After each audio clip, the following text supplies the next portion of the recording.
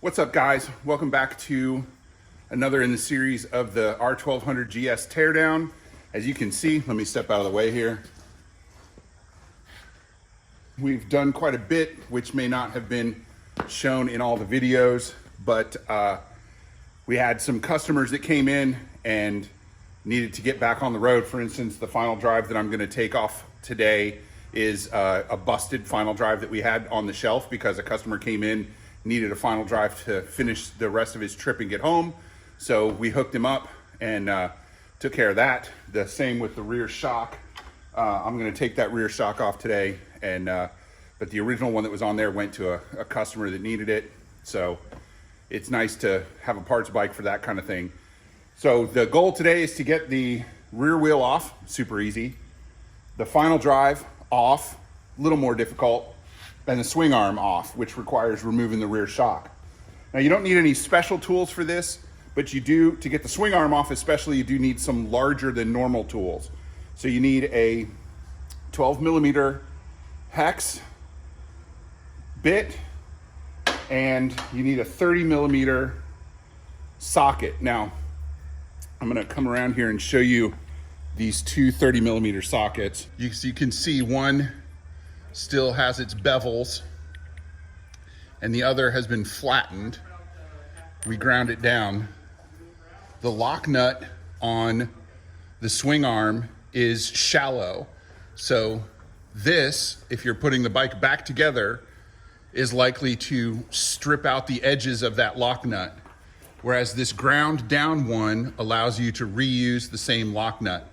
Now, since I don't care about putting this back together, I'm gonna just go ahead and not worry about it, but I am still gonna use the proper tool for the job, which is this ground down 30mm socket. Both of these tools are 1/2-inch drive, so you would need an appropriate driver for it.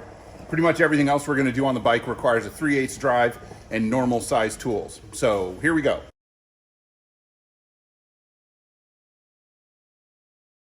First, we have to take the wheel off, so you make sure the bike is in gear and crack those nuts loose, which I've already done, apparently.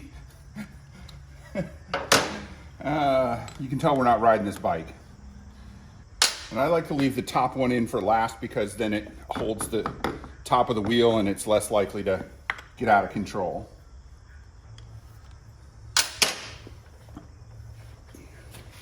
With the wheel off, we can see the inside of this old final drive, and this has the updated rear wheel carrier on it. Let's put it in neutral. So this is the steel one, not the aluminum one. The aluminum ones look like this. They're a good bit thicker, but different. So this was the one put on by recall.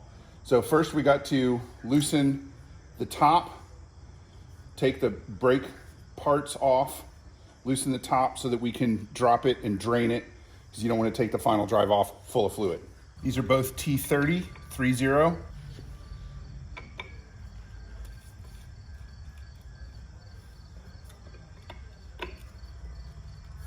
And this one's broken anyways, which is fairly typical. It's just plastic. They're not hard to break.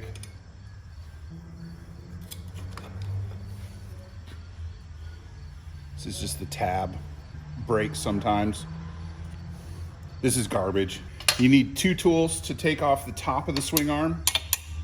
You need a T50 and a 17mm for the nut. Well, 16 probably fit better, but this one's not tight. Because like I said, we just threw this final drive on here to get a customer out the door. It's already been drained as well.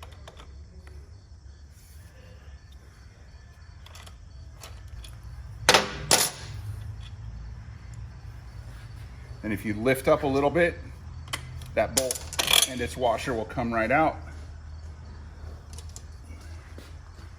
And I like to put them right straight back through. Although this time I'm gonna put them on the torque arm instead of the final drive, because I know this final drive is garbage. And then to drain it, you would need to disengage it from the drive shaft, and you just pop it down and it goes the rest of the way. Now, this is a little tougher to get off. It's a T50 on this side, and this side is a 24 millimeter hex. Now, once again, this is already loose. Oh, and good, there was a little fluid left in there, so I've made a mess. This is loose because we already pulled this off to give to a customer, the one that was on here. So this was just on to hold the bike up so we could move it around the shop. Now that it's on the lift for final disassembly, it doesn't need to go back together. So there's the bolt, it's quite big. And then this is a pivot.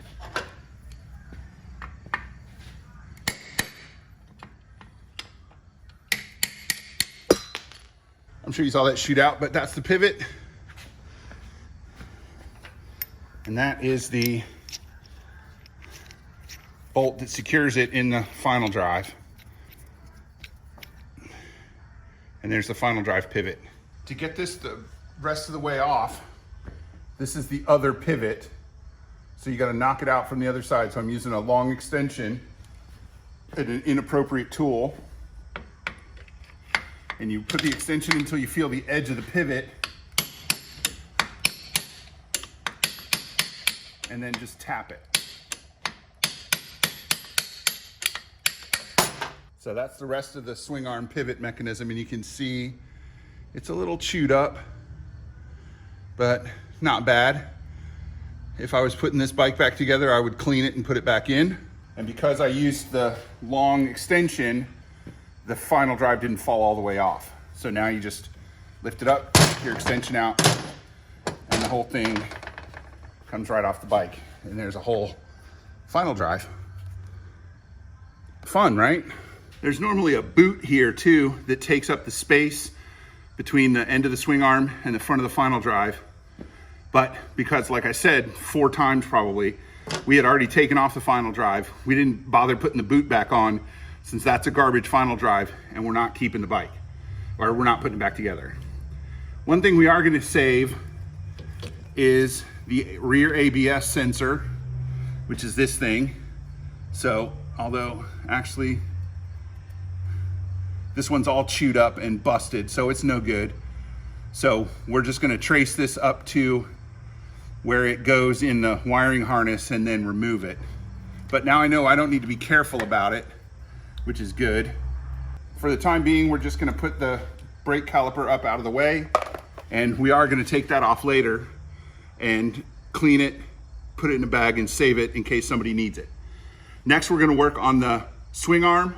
To remove the swing arm, first we have to remove the rear shock, but we're gonna loosen the swing arm first, then take the rear shock and some of these other parts off, like the charcoal canister here, and remove the swing arm. So first, to loosen the swing arm, we need that special tool I told you. Well, it's not super special. First, we need the ground down 30 millimeter socket to loosen the lock nut on the swing arm pivot. We wanna make sure we're in lefty loosey mode, not righty tighty mode. And as much as possible, you wanna try and do this in down because you run less risk of hurting yourself, but there's not a lot of room with the shifter and the kickstand. So we're gonna kind of do it the wrong way and pull up gently. So even with there, that's loose. And then we're gonna switch to the 12 millimeter hex and loosen the pivot itself. That was just the lock nut. And it's not terribly tight. The torque on the pivot is much lower than you think it would be. The torque on the lock nut is higher than you would expect it to be. On the other side, the pivot has 4 T30 fasteners. They didn't need much more leverage, but they needed a little, more than I could get with twisting my wrist. That one's pretty tight.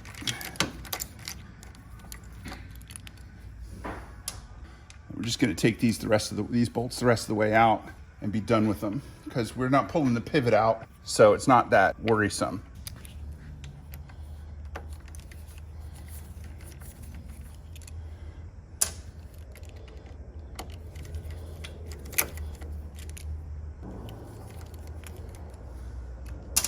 Next up is the shock.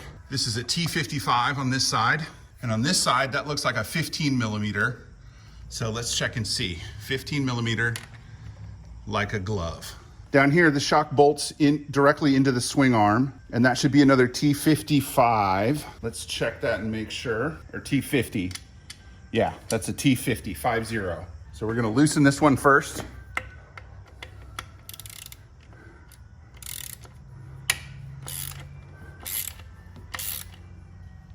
Oh, that's tight, actually. My mistake.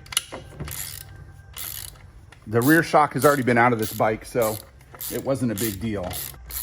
And releasing the weight on there makes it easier to get the bolt out. There's the rear shock bolt, the lower rear shock bolt.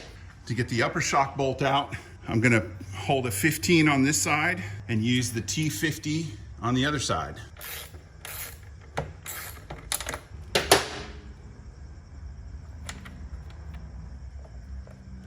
The nut came off, and now we're gonna pull out the bolt. So a little bit of weight relief, lift up on it a little bit, and the bolt comes right out. With the bolt out, all you gotta do is break that loose somehow. Since whacking it didn't help, we're gonna go the other direction and try and pull it out along with the swing arm. So there's the lock nut. You can see how shallow that is.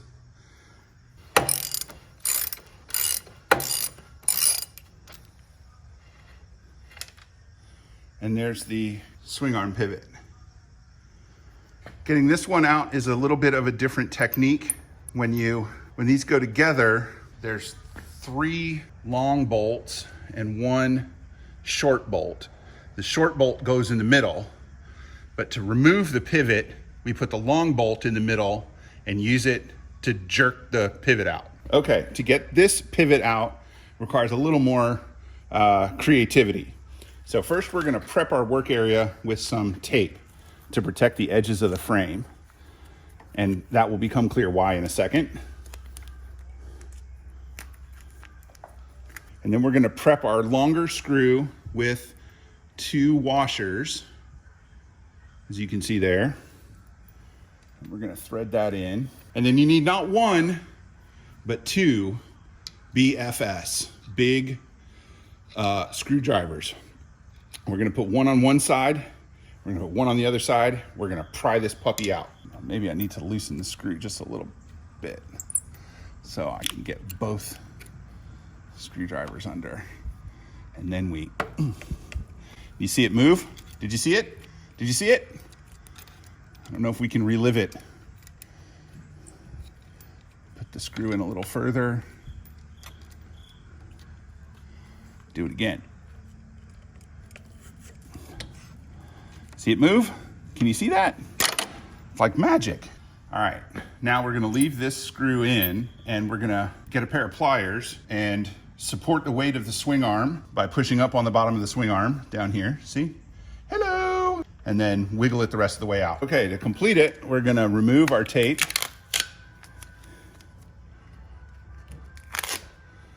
We've got a pair of very sturdy, large vice grips. Now, this is why we use the sacrificial long bolt. So if you're putting this back in, you should order a new one. Just replace them all, they're not expensive. It's completely loose and there's no weight on it. So you just kind of have to work it out. What was that? Random screws dropping off the bike. All right, let's see if I can get one of the big screwdrivers behind the pivot cover. There it goes. Oh yeah. Oh yeah, there we go.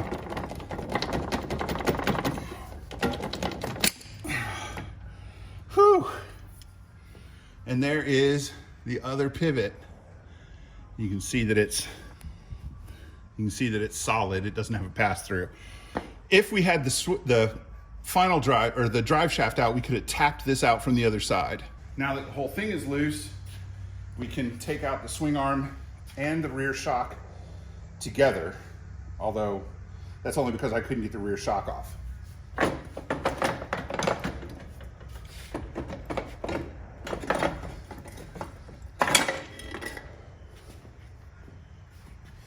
And there you have it.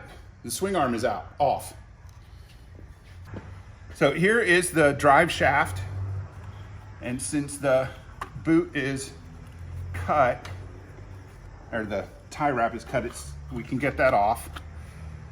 Normally you would put this back on, just clean it and put it back on, but we're gonna save it. It's still pliable. So if we put it in a plastic bag, it might be useful for somebody else down the road. This is a rebuilt drive shaft. In a twist of fate, this is actually the original replacement drive shaft from my R1200 GS. My original drive shaft failed at about 55,000 miles, destroying my final drive along with it. I replaced it with another drive shaft, and then later, to test out a facility that claimed they could rebuild these drive shafts, I pulled my drive shaft, sent it to the company, they rebuilt it. We put it in this bike, which was a customer's bike, a friend of mine at the time. I mean, he's still my friend, but anyways. So this is the drive shaft out of my GS. To get the drive shaft off, you go back to your big screwdriver and you just kind of pop it off. It's, you need to be able to get in there good, and it just should pop right off. There you go. I just had to turn it a little bit and it popped right off. There's a drive shaft. So you can see a good bit of the inner workings here. This is obviously the output from the exhaust. This is the catalytic converter here and here. And this then goes to the muffler. This is a crossbar bracing the bottom part of the frame. The center stand mounting points.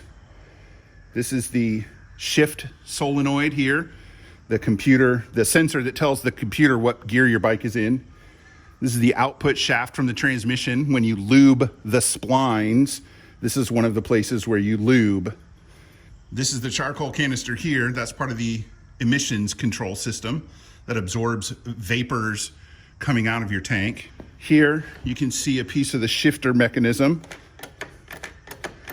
So this is the back of the transmission, and this is part of the shifting mechanism. Here's another view. This is a lot of people call it the slave cylinder. I think BMW calls it a clutch output cylinder. Inside this is the push rod that separates the clutch plate so you can shift.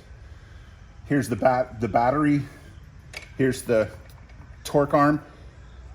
The forward mount of the torque arm goes through the frame, so we're gonna leave that in place for right now. That's gonna do it for this phase of the teardown. We took off the final drive, the rear shock, and the swing arm, as well as the drive shaft. So we're making good progress. We still got a good bit of work to do on the back of the bike before we can really get to the good stuff. And then we'll have to jack up the engine to take off the front of the bike because the engine is central in that process. We're gonna end up with just an engine and transmission line here on the lift, and we'll go from there. So we'll see you next time. Be sure to comment, like, subscribe, etc., etc. The MOA thanks you for visiting its YouTube channel, and I will see you next time.